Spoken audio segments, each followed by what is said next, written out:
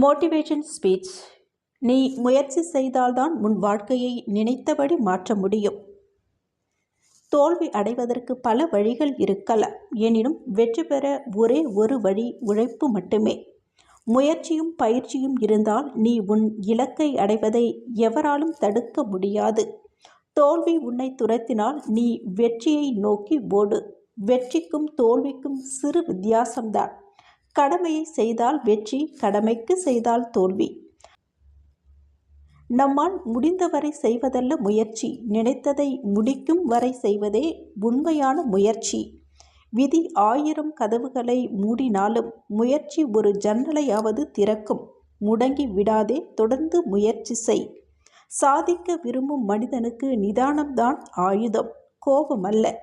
உன்னை யாராவது தூக்கி எறிந்தால் விழுந்த இடத்தில் மரமாகி விரிந்து நில். எறிந்தவன் அண்ணாந்து பார்க்கட்டும் உன்னை. உன்னை யாராவது தூக்கி எறிகிறார்கள் என்றால் அதற்காக வருந்தாதே. இறைவன் உன்னை மேலே தூக்கிவிட விரும்புகிறான் என்று நம்பு. செய்யும் தொழிலை மன நிறைவோடு மகிழ்ச்சியாக செய்தாலே போதும். வெற்றி நம் கையில். இலக்குகளை நிர்ணயித்தல் உங்களால் பார்க்க முடியாததை பார்ப்பதற்கான முதல் படி. உன்னை பற்றி உயர்வாகவே நினை. அது உன்னை நீ நினைத்த உயரத்திற்கு இட்டு செல்லும். போலி உறவுகள் நஞ்சிற்கு சமம். புரிந்து கொண்டு கழன்று விடு, உன் வெற்றி நிச்சயிக்கப்படும். உனக்கு ஒன்றுமே தெரியவில்லை என்று வருந்தாதே. உனக்கு தெரிந்தது கூட பலருக்கு தெரிந்திருக்க வாய்ப்பில்லை. போராடித்தான் பெண் தாயாகிறாள். புழு பட்டாம்பூச்சி ஆகிறது. விதை மரமாகிறது. நீயும் வாழ்க்கையோடு போராடு, வரலாறு படைப்பாய். பொறுமை, திறமை, அச்சமின்மை இம்மூன்றையும் வளர்த்துக்கொள். வெற்றி உன்னை தேடி வரும். நீ முயற்சித்தால்தான் உன் வாழ்க்கையை நீ நினைத்தபடி மாற்றியமைக்க முடியும். நல்லது, மிக நல்லது, ஆகச் சிறந்தது, இந்த வேறுபாடுகளை அப்படியே விட்டு விடாதீர்கள்.